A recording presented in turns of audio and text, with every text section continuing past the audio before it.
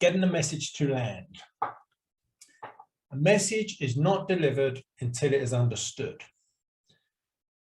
Now, this is a very powerful way to look at this, because what it does, it brings the control back to us. If the person's not hearing us, they're not getting the point, we can adjust and adjust until that message lands. So the benefits of really landing messages are, we're going to hit the target. We're going to really get things through to a lot of that resistance when we understand what we're going to go through today. There's a lot less abuse. I really hardly ever get called a conspiracy theorist and anti-vax and misinformation at all now. When they get close to that, I generally ask them to define what they're talking about, and then they realize they don't know, and they tend to get a bit sheepish. We're going to be able to assess the situation and find good messages. That's what's really about today. It's the foundations of knowing what is the target. And one of the real benefits is we're going to learn ways to break people out of spells. People are really acting like they're in a trance, and interestingly enough, it really is a trance, technically in the sense. So it's always good to start with a joke. You never listen to a word I say, thanks to sugars. Okay, there's a lot of conversations we're having at the moment where you say something and the other person doesn't really acknowledge what we said. They just start talking. It's a bit like two drunk people in a pub where they're both having conversations, but it's not the same one. Okay, so the project details on the site, which is reachingpeople.net. So I'm not going to touch on that today. Please influence ethically. We're going to learn a lot about very powerful things. They can be abused. They have been abused. They're in the wrong hands. We're going to take back that power and level the playing field. But when we do, we want to act ethically. You cannot not influence someone. Every time we meet someone, every time, even a look, we're going to influence people. So it's really to do that in a very ethical way. We're going to have a new style today. The focus is really on you guys and how these concepts will land nice and easily. Now, these three pictures at the bottom, there's really a distinction between conversations and the written messages, sort of the non-interactive, the one-way direction. Historically, the project is focused on conversations and speaking with friends, family, cousins, etc. But today, the focus is really going to be on messaging, as in flyers, social media, emails, letters, etc. I think this is one really, really important aspect. Obviously, in conversations, you have very high degree of communication ability. You can see how they're responding, but of course, you can generally only talk to one person or a few people at a time. When we start working on flyers and social media, we can start reading huge audiences. And there's some people on the call today that have really large audiences, and they can really start thinking, okay, how can I really reach my audience? So how can we get our message to land? So 3 simple steps. First one is we've got to know the target. It's so often that a lot of the time we just respond and we're not really aiming at anything because we get triggered emotionally. There's a very heated debate. We're gonna really set what is the target, what is the purpose of my communication. We're then going to understand what are the obstacles that prevents the actual communication getting through. Once we understand these, we get very well equipped to navigate resistance. And then, of course, we want to create the conditions for success. And of course, what we mean by this is to first know the target, second, navigate the obstacles, and third is really successful delivery conditions. And that's with feedback loops. So that's like what worked, what didn't work, and just this real learning process. There's going to be a process, as I mentioned, of having this checklist of really knowing the things that people respond to. Because what we think it is and what it actually is, has been my experience that it's a little bit different. So, first key concept, force versus obstacles. So we have a message. We wish to deliver this message, okay? So a metaphor we can use is that there's an archer, okay? And the message that we wish to deliver is the arrow. And there's our target. Now, if the target was in plain sight, it should be relatively straightforward to hit it. But what we're finding is that often there's many obstacles in the way. And one of the most profound obstacles that we're facing is cognitive dissonance. So effectively, it doesn't matter how much power the archer is going to produce if the target is behind a closed door. And it's a real habit of the human brain that when something doesn't land, to turn up the volume, to throw more, to produce more force. Oh, I need more studies, more information. It's a tendency. And it's actually known as the action bias. But there's a body of work known as the human element, brilliant piece of work. The book came out in November, where it studied why good ideas are not widely accepted. And it's really to do with human elements. And one of those human elements is cognitive dissonance. So the focus, a lot of our focus is actually navigating the resistance or actually removing it. And therefore we can then deliver our message. And when you see some of the obstacles that we bump into constantly, you'll realize we've effectively been trying to move through a forest with no lights. So we don't really know the way. Once we suddenly get the light switched on and we have a torch, we start to see, that's why that didn't work. And in a very short space of time, you'll start navigating these obstacles very effectively. So here's a quick example of a message that was produced knowing very well what the target was. The target in this example was that anyone that spoke up was getting abused. Okay, so I thought, hang on, this doesn't make sense because it's an early warning system. So we designed this purpose of this message to point that out. Okay, the obstacles were basically people don't like being blamed. So you'll notice with the language, there's no you, it's all passive, and it's describing a concept. So the person doesn't feel under attack. If a person's ego is under attack, that will trigger cognitive dissonance faster than anything else. So it's very key for the person not to feel that, because you want them to move into the space, but they won't move into the space if they feel attacked. And this is what triggers this fight or flight quicker than anything else.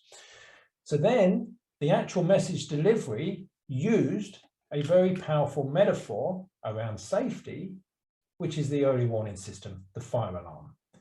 Okay, and in separate videos, we've gone through what we call the weapons of mass communication, which are stories, metaphors, and questions. And if you watch that, you'll get more of a feel for that. But see, that's the delivery mechanism, is that metaphor, and it's very, very powerful. So if we review, how do we get our message to land? The first key step is informing the other party they're a twat, knowing the target, or letting them know they are wrong. Okay, so what do we think this is? So those of you that answered B, very well done. That is the correct answer. A and C will trigger dissonance in a very high degree, and you will see a gorilla or a chimp or some wild animal in nearly every instance. Letting someone know they are wrong is a very delicate art. I never use those words because the person will feel attacked. Okay, and I'm seeing academics and scientists doing this to each other all the time, and it's part of the reason that we're not getting a real connection. So question 2, we can improve our messaging success by repeating stronger, turn the volume up, emailing more scientific studies. That was one of my biggest habits, or finding the objection and dealing with it. Okay, C is the correct answer, and I'm pretty sure all of you would have got that. So in review of the first concept, if we focus our attention on the obstacles to our message landing, we're going to have a lot of success.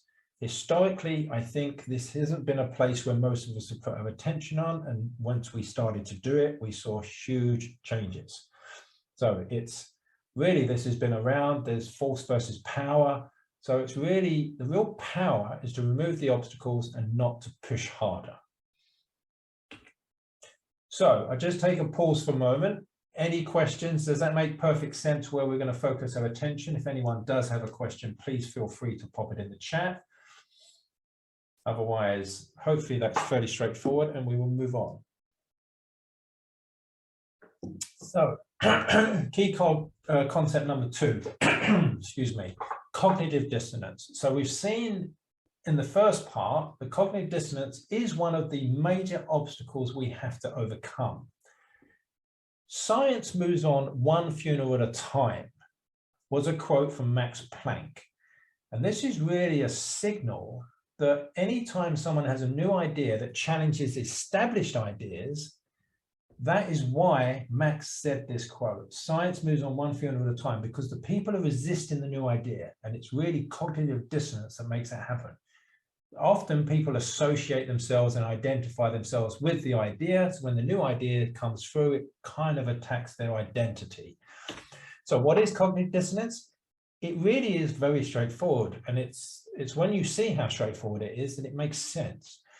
It's really just a belief, an idea, and or a self-image, so a cognitive function that doesn't match another cognitive function. So it will have two beliefs that don't match, an idea and a belief that don't match. I might see myself one way and I behave a different way. That will trigger dissonance, and that will create an error. Okay, so you'll get some kind of error come up. The classic example is if you do not get XXX or you do not do XYZ, you are selfish. Okay, because people don't want to be selfish, they will see a discord between their behavior and their self-image. Now, because self-image tends to trump behavior, what you'll find is that people will adjust their behavior to maintain their self-image. Does that make sense? So it's applying a lot of pressure. They don't want to act that way. This can be used very well with children, that you just describe the behavior and you say, well, you're generally a really, positive self-image. You'll find the person maybe adjusting. This is being used constantly by the authorities to create cognitive dissonance on purpose to get us to change our behaviors or our belief systems or any other aspects of our psyche, which we're going to look at in a little while. So, well, I can't talk about cognitive dissonance without mentioning one of the largest cognitive dissonances that I had. So at the start of the project, I was getting very dismayed by the response of people. So I started doing a lot more study. And then my sister said something to me that was literally a heart through the knife and knife through the heart. And she says, you always think you're right. Now, this was probably the most beneficial thing that someone has ever said to me, because then I had this huge dissonance. So on one hand, I'm committed to the truth, I'm following the science. And then I had this, and she was right. I had this self-image of always being right. Those two things can't exist in the same mindset. Okay, you're one or the other. You can't be both. Yeah, because you can't be right all the time. So this was a real clash between my self-image and my purpose, my group identity, my purpose in life.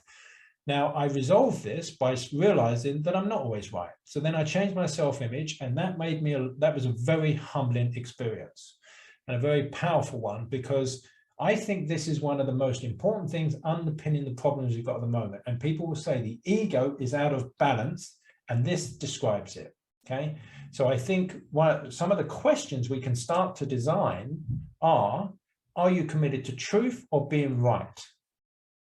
Okay, that puts people under this same pressure that I was under. But I experienced a lot of dissonance because I hadn't connected it to this part. When I connected to this part, it was much easy, really quite straightforward to change this. Hopefully that makes sense, because that's a very powerful question. So what are the effects of cognitive dissonance? And they're actually very, very large. So many empirical studies have shown that if you take two groups of people who have opposing belief systems, so they're at opposite ends of the spectrum, and they did this with one of the studies that I read was on gun control. So they took people from either ends of the spectrum. They then presented all the compelling evidence and facts that the other side believed. The expectation was that they would move closer to the middle. And what happened was quite the opposite. So they presented facts, and what happened was the facts just bounced off, and the person believed what they believed even more. This is an experience I'm pretty sure that we've all had. And the reason that it's so problematic is because we are just presenting facts to somebody their beliefs completely contradict ours. So this is one of the major reasons that we are not having open dialogue. And I'd say that this is one of the single biggest reasons that people are not having their message delivered.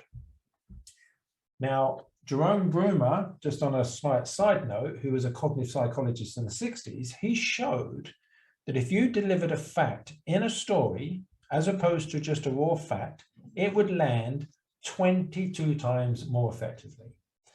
Now that is not taking into consideration the fact that the person believes opposite. So in fact, it may be more effective because the story allows you to bypass the conscious mind and start to talk to the unconscious mind, to talk to the deeper levels of a person.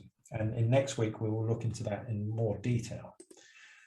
So this is known as the polarity of beliefs. And it's really, in its name says it all, that it's showing you that the beliefs are really magnetizing away from each other. And that, in effect, is an external triggering of an internal cognitive dissonance. Now, since we often take the path of least resistance, if someone offers you a fact externally that contradicts what you believe inside, what is the likely result? Nearly every time we dismiss the external fact if it differs from internal. So every time we're presenting the people that believe in what they believe in with the contrary fact, it's just going to get rejected. The exceptions to this is if the person presenting the fact is an authority within the person's group. You'll see the whole barriers come down so the people that are in power, that are seen as leaders of the group, they can, a lot of the time, can literally say anything and the person will just start to believe it. So that hopefully you'll see the distinction between an external and an internal of the group, and also the fact that we're presenting it. So a few examples. Right, okay, this is a very soft dissonance. When you see this word, it shouldn't feel comfortable because in your mind, that's not how you spell it. You spell it this way. That makes sense. It's just this slight dissonance. Another one doesn't feel right, does it? So when you present a fact to someone that they think is different, it's not going to feel right to them. Okay. And this is where when we adjust our approach, you can really get them to listen.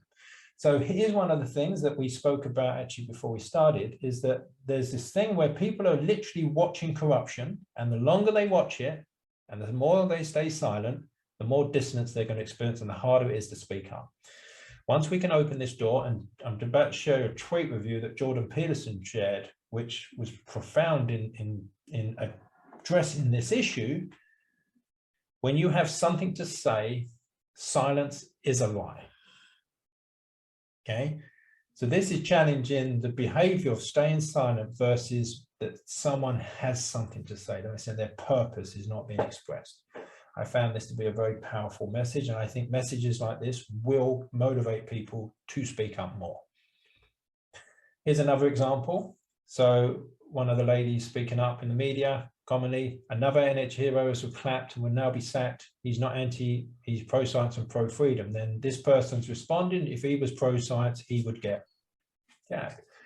So that's triggered dissonance in here, and he's just right, that doesn't match my reality.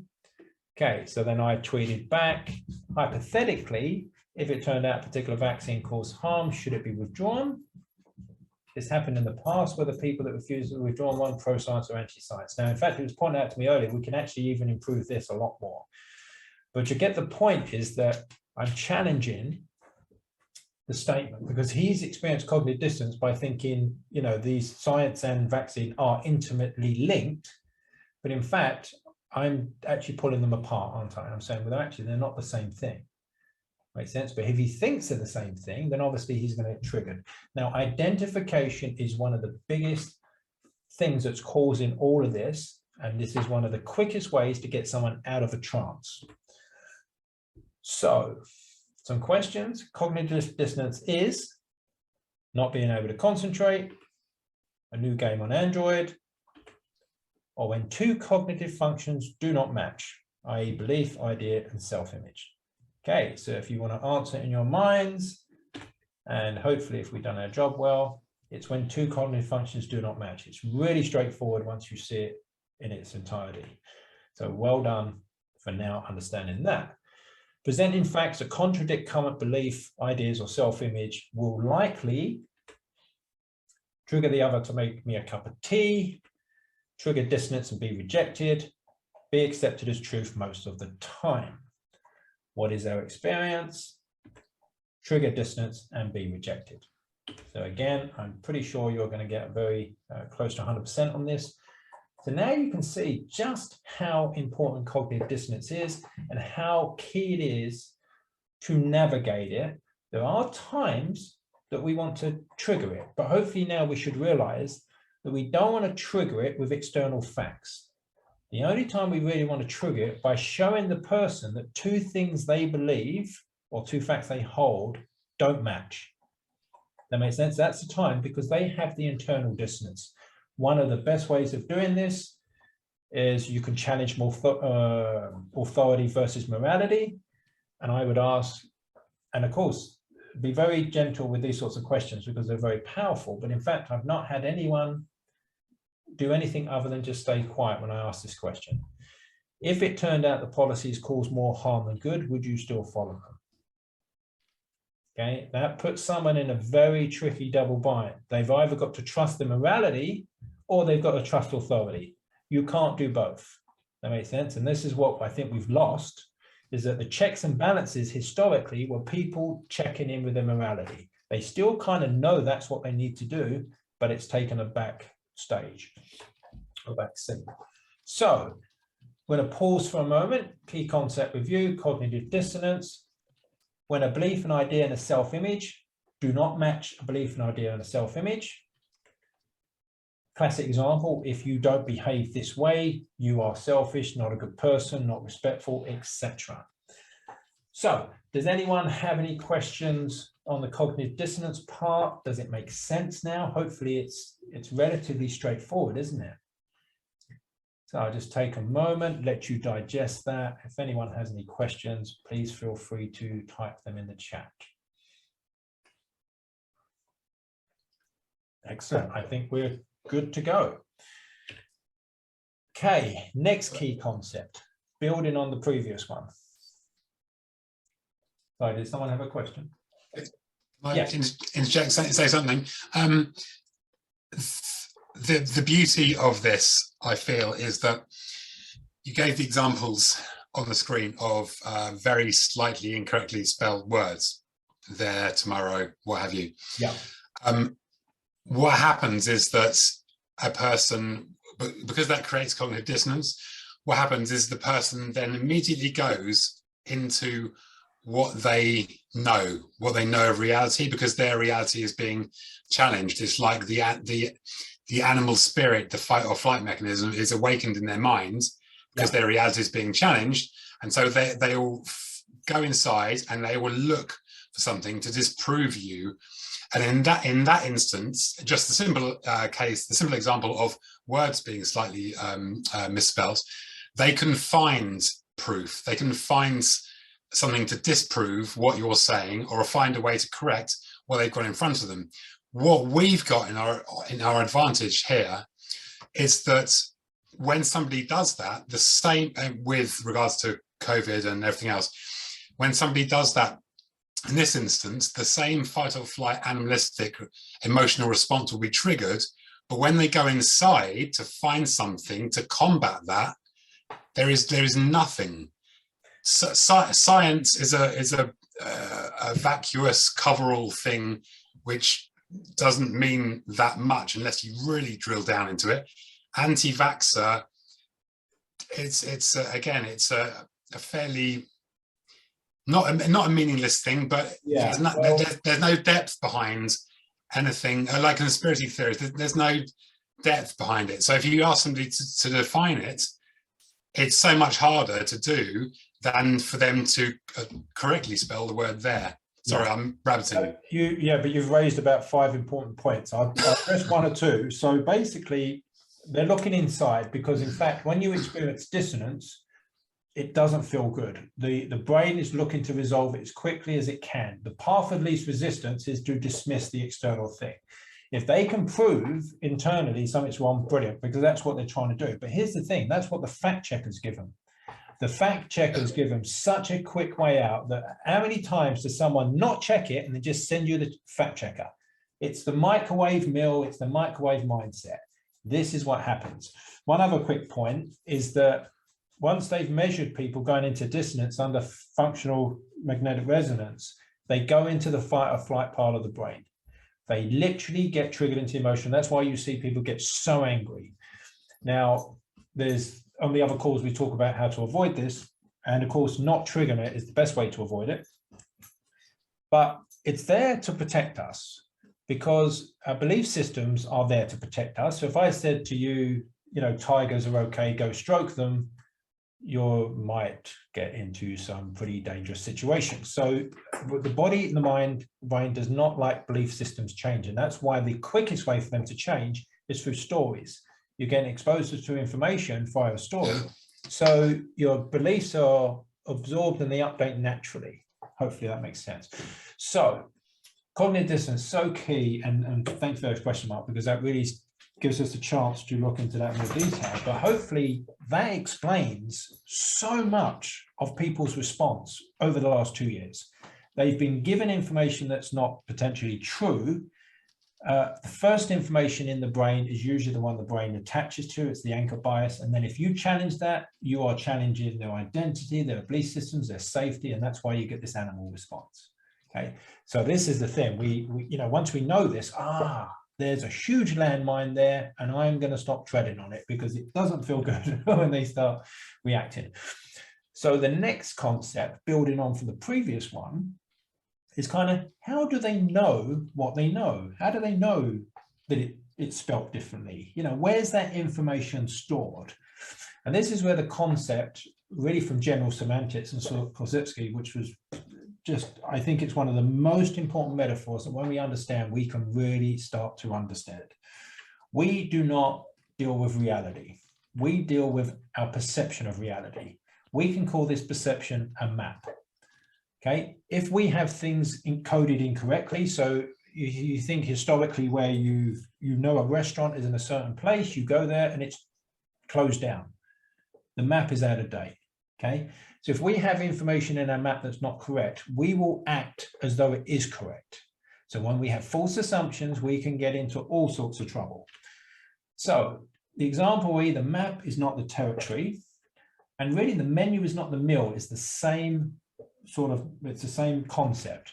So if somebody started it in a menu, that wouldn't be very nutritious.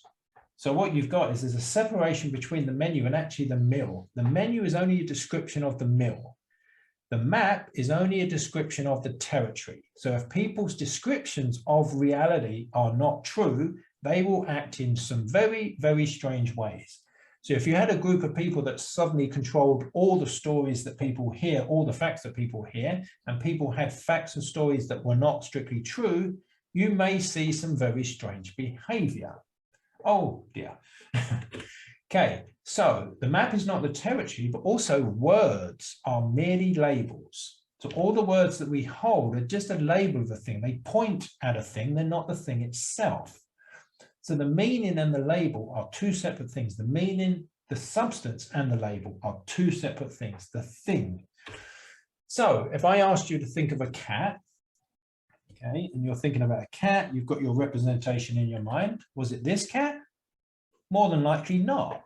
It would be a cat that you've met or owned first time, or a famous cat, might be Tom and Jerry, who knows?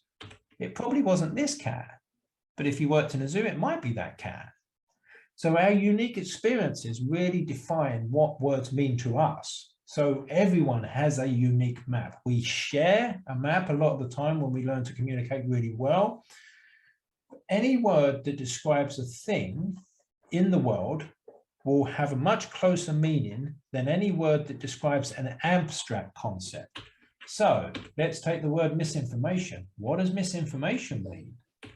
Well, that's going to be very different to a lot of people. What it means generally at the moment is when you say something that doesn't agree with anything that's in the BBC. So it's very interesting because I think that Mark pointed out a really important point is that there's some really, really short, quick ways to start to break the trance. One of them is really just asking them what they mean by something, to connect them back to the experience. If they just in their head, so for example, the amount of times that someone's, you know, they don't accuse me anymore, but before they would say, oh, you're spreading misinformation. I'd go, that's fine. Which misinformation am I spreading? Okay. They've been given a conclusion, a microwave ready meal from the media that anyone that challenges the narrative is spreading misinformation, which is obviously ludicrous because it can't be black and white. But people don't question this. They go into hypnotic trance and they just repeat it. It's the simplest way out for them. If you gently ask them what they mean by it, they will start to break the trance. They will get very uncomfortable and at that point be very supportive. You can use this technique. In fact, I actually silenced so many trolls by just asking them to define what they're saying. There's a very, very subtle, really important point here. Never ask why, because the why will get your rationalizations and all this nonsense. Just ask them to define. That makes sense? Brilliant. Just really quickly, Dave, so like okay, so you put up something, somebody's just come back, oh, you're a conspiracy theorist. Yeah. You're saying could you define conspiracy theorist for me? I've had that very situation numerous times. So I go, okay, I hear what you're saying, but what do you mean by conspiracy? What did I say that is a conspiracy? Right, okay, so don't get them to define the term, get them to point out what it is specifically in what you have put forward that is putting you in that camp. Okay, that's cool. The lower level you challenge, the more success you'll have, because then you can move up. Then what does a conspiracy define? Yeah. Okay. So yeah, it's very, very powerful. That, and in fact, the times I've done that, the person's usually apologized because they suddenly realized. Okay, so words are merely labels. Okay, so when this example, so we've got our maps. When Joe says you're spreading misinformation or anything, literally replace that word misinformation with whatever word and just say, well, that is possible. Which misinformation? What do you mean? Just have them define it. When they start to define it, it's got to break the trance. They've got to start connecting with what they mean by it. I think because what happens is they've got an illusion in their head, we've got an illusion in our head, and then we challenge each other on these different pictures. And that gets us nowhere because all you're doing is, and pretty much every public political debate follows this same thing. Two people stand on a soapbox, they scream what they think about something and they don't. But if you can create conditions where you just politely challenge, reconnects them. Okay, so the map is not the territory is a metaphor to illustrate the difference between the real world and our perception. It's My GPS is Wonderful, or it's a catchy new song from ABBA. This is quite a tricky one, so if you get your answers ready, it is A. Oh, well, it's not A and B, it's just A. So basically, and if you got that correct, well done. So you now know what the map and the territory really means. What the map is not the territory. It's such a fundamental concept to understand, and one that most conversations in the world at the moment are not taking this into consideration. So words are merely labels. What does this mean? It means words are things that we throw at people, a song from the 60s, or words represent things and we all have unique representations. Yes, it's this one. So if there's any sense described word, there's a very good chance we mean the same thing. When it's an abstract word, a lot of the time, with many of the words in the narrative, just challenging them will break the trance because they won't know what they mean by this. This is a term we talk about, which we won't explain today, but it's called the illusion of explanatory depth, and it's really experienced by all of us, but some more than others. So if you got this one right, a big pat on the back. Okay, so a key concept review, map and territory. Okay, what is it? It's really that our map is a representation of the territory. So it's the map is where all the problems lie. Okay, you can ignore reality, but you can't ignore the effects of reality. Okay, and it's understanding our maps that allow us to do that. So, does the map have a hierarchy? Leading question, yes, it does. So what is the hierarchy in this map? Now, if you understand this one concept, you will be able to hit such key messages right at the target of what's causing the problem. It's such an important thing, is that hierarchy really is, and if we look at an example of a hierarchy of a company, so if you went into a shop, you would see the staff, okay? Why do the staff act the way they act? Because they've had training. Where does the training come from? The training comes from the management. Where do the management get their ideas from and their directions? From the CEO. Where does the CEO get a lot of its direction and the boundaries it has to work in? From the governing bodies. So if you know where to influence a system, and I'm sure we all realize how many governing bodies have been influenced over the last 2 years, you get to influence huge amounts of people by changing one thing. What's very interesting about this is the human mind operates in a very similar structure. And we're going to take a look at that in a minute. And once you understand the structure, so if you wanted the greatest effect on, say, all the companies in a sector, would you just visit all the staff one by one? Or could you just go straight to the governing body and influence them to change a policy? Yeah, you see the effect, and that the influencers know that they can influence literally billions of people from very small numbers of governing bodies. And this is the problem with centralization of power. It just really is open to huge influence. Obviously, there's a huge benefit that you can inform millions of people in a very short space of time, but if that information is not in their best interest, the power can obviously be a big problem. So in terms of hierarchy, hierarchy means a type of genes from the 80s, a system in which elements are ranked by authority or importance, or a process of hiring arches. Now, again, it's a very tricky question, but hopefully we got it. It's a system in which elements are ranked by authority or importance. So some things are much more important than others. And again, when we get this, we realize that we've been trying to talk to the staff, when in fact, in terms of a metaphor of the mind, when we can actually go really to the part of people that are defining things. So this looks at the structure. What is the structure? So as we've just seen, the staff is at the top. And when we start to look at the foundations of this, so the staff, then you've got the training policies, then you've got the management, then you've got the CEO, then you've got the governing bodies. So the lower down the foundation, the more important it is. On the left-hand side, this lady represents us, the man represents the person we wish to talk to, and this represents their unconscious mind. This is where all the information is stored. Talking to the conscious mind is not going to have much effect because it's always accessing data from the unconscious mind. If you present any data that contradicts this, as we've already seen, it will be rejected, more than likely. So, and there are circumstances where that's not the case. So in fact, if we look within ourselves, how does this apply to us, our behavior? Our behavior is driven by our knowledge, our skill sets, and our habits, which in turn are driven by our belief systems and our values. They're more important than this. What's more important than our beliefs and our values? It's our personal identity, it's our self-image. This is why so much of visualization and so much of setting visions is so powerful, because if it's a very powerful vision, people's belief systems will align with it.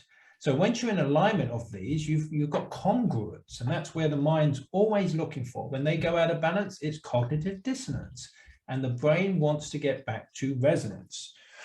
And if you start to think about, so where is the personal image, the personal identity, self-image relate to the CEO? Group identity.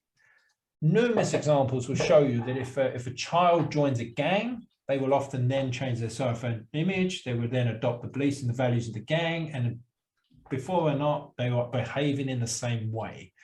Cults operate in the same way, and there's a lot of very good groups that also will happen. So attaching yourself to a group is a very natural thing to do. And for a group to influence people is just natural. If there's a healthy relationship with the group, it should be a nice, balanced, healthy relationship. And plenty of people have religious beliefs that really serve them well, and they tend to adopt things that are very, very positive. The problem comes is when the group identity is not in the interest of the person. There are so many reasons why this is important, because if people identify with groups, they then will see other groups in opposition as the enemy. Once this occurs, once a group sees another group as immoral, they will start supporting violence and, punishments to that group.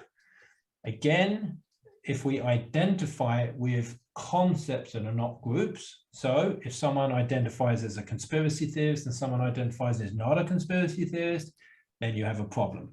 If someone identifies as pro-XXX or anti-XX, again, you have the problem, because the people will not change their viewpoint because the identity is much more important, which is why learning to say, what do you mean by anti-XXX, allows them to realize it doesn't really make sense, because once you identify with this group, it's an allness, it's always or never.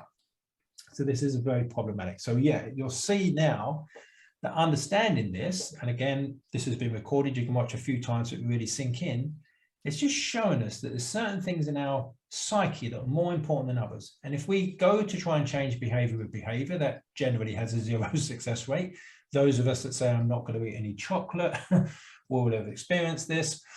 You really got to change how we see ourselves. And how we see ourselves as part of a group is also very important.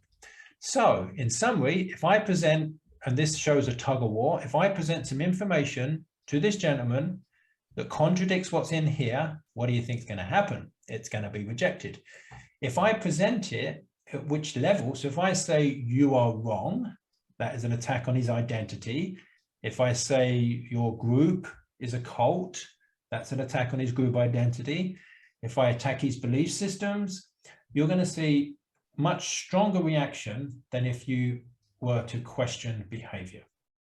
That makes sense, because the behavior is much lower level. So if you said to someone, oh, you're not driving very well today, that's a description of behavior. They might not like it, but it won't be very hard. But if you say you are a bad driver, that is an attack on identity.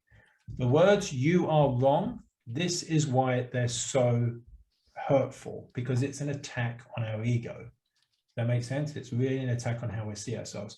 This is why when my sister said to me, you think you're always right, that really hurt, because that was really an attack here. But in hindsight, it was one of the best things that happened, because I realized that this was more important in terms of this can be purpose. This doesn't have to be just a group. This can be your connection to whatever's more than you, or your connection to your purpose in this world, which is when we start getting people to show their purpose, you'll see a lot more motivation and a lot more changes. So the person is always accessing what's in here. Okay, so if we can get information in here, they will start to see things differently, because the conscious mind's always accessing this.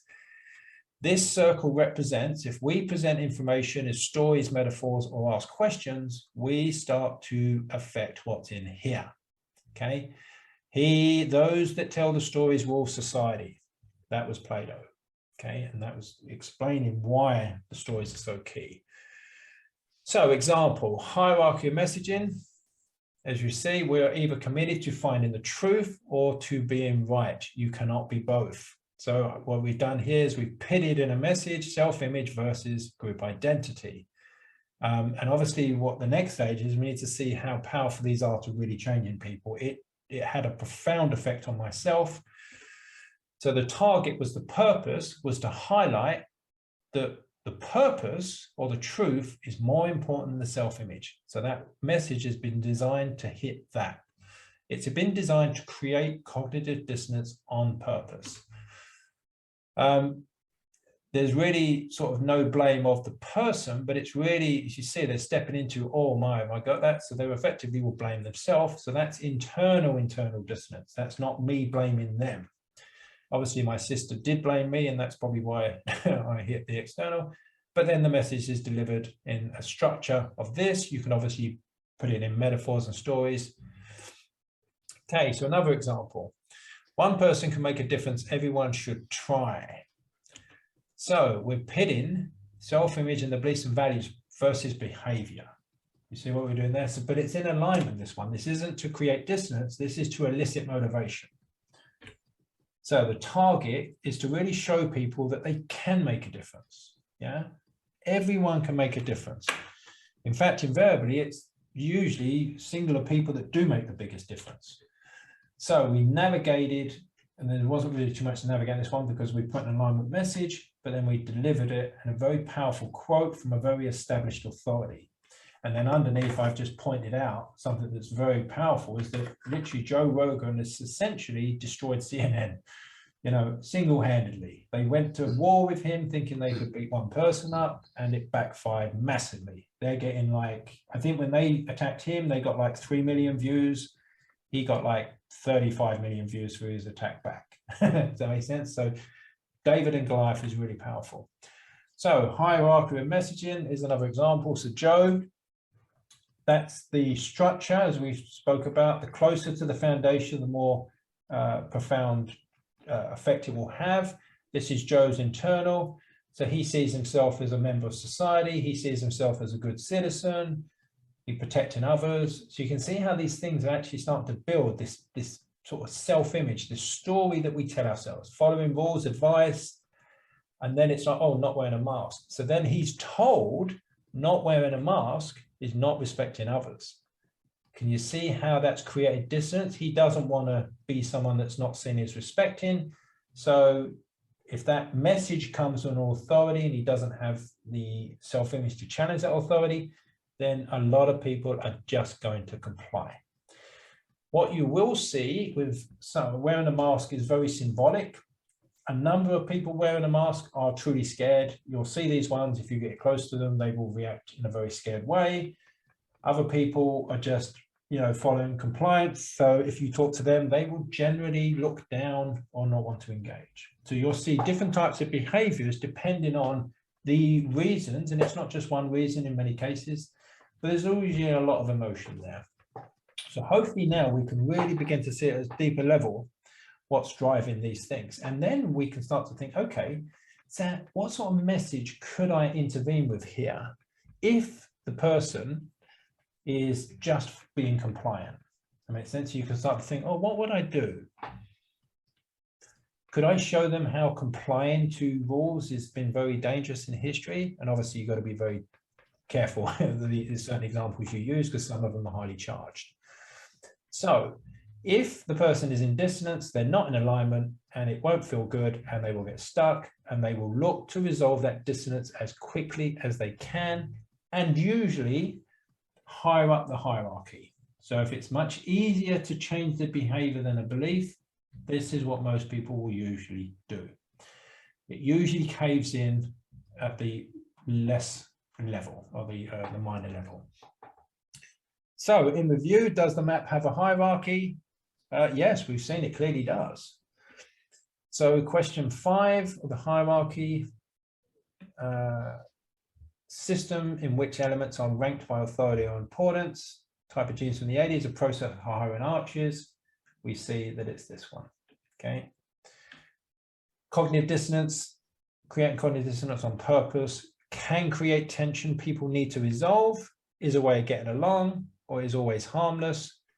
It creates tension, which people need to resolve. Sometimes that can be very positive. Sometimes that can have drastically disastrous effects on people's behavior. So for those who got it right, well done. So we're going to pause here for a moment. Does anyone have any questions on the hierarchy? The hierarchy is probably the most complex thing to get, but I think you've got it. Mark. I'll go last. Okay. Anyone else have a question? Looks like you're lost. You aren't, Mark. Representing the group. Last and first, awesome. Yeah. Could you go back to the building with the staff in and whatnot? I know it's a lot to grasp at first stab. It is, but it's really beneficial when you do. Yes. Yeah, absolutely. So you were saying that what we should do is not go in at the bottom and attack on the right hand side, attack or try to change somebody's group identity, which is try to change their behavior. Yeah. Well, in fact, I think the first thing to do is to really understand the levels and the effects, because what you're effectively, we've been playing chess and all we've really known is what the pieces do. This allows you to start developing strategies about why people are making certain moves, why certain things are very powerful and why other things just disastrously don't work. Then you start thinking through. So I think your first point was accurate in that you don't want to attack people's identity or the group identity, because that never really ends well. I mean, how does it feel when they attack our personal image? Absolutely. What I was leading on to was, I don't know if anybody else felt a slight lack of understanding. You're saying target people's behaviors, because that's an easier thing to target than group identity, like you just explained. But then towards the end, you said we should be aiming to get messages towards the governing, but like the higher level, the governing bodies and the CEO, which is the reverse of targeting. Actually, yeah, you give me a good chance to clarify what I meant there. So if you're going to criticize the less level. Okay, so if you need to criticize, describe the behavior. Don't criticize at the level of identity. So if you were talking to a child and you said you are naughty, you're actually semantically making an error describing their identity as naughty. And if that's picked up, what do you think the child's going to see themselves as? If you say you're behaving naughty, do you see the difference in that? It's very key. So if you need to criticize, and it's someone was telling me in the Indian culture, that's what they do. They never attack the person's belief systems or their identity. They only describe the behavior. So yeah, that's a very important point. But if you want to get the biggest change in the system, the more foundational the change that you get, the more change you will see. So in terms of my experience, when I changed my self-image, or it altered somewhat, not to always think I was right, there was a huge change in everything. That makes sense? If you can get someone to, and in fact, this is happening all the time. So people that are, are seeing themselves as very pro-narrative, when that switch flips, you see what happens, don't you? That everything changes. Yeah. They're literally no longer a part of that group. They're, oh my God, these guys are not on our side. That makes sense. So that's what you'll see. And of course, the group identity is where you see so much pressure from dynamics. That's what drives conformity. That's what drives, because in fact, one of our biggest fears is being excluded from the tribe. Historically, it was a matter of life and death.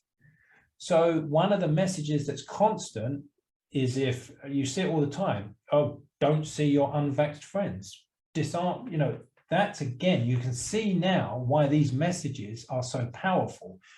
So in fact, we learn that we've got to break these labels. It's not them and us. Makes sense? If we see that in our mind, we operate that way. Does that make sense? So it's an individual's behavior which most people can dissociate from their identity, thereby not allowing their identity to be attacked. It's their behavior that they could actually have pointed out and take a kind of disassociated look at. Well, you see, what's going on is the behavior is pretty much following. We act how we think we should act, how we see ourselves.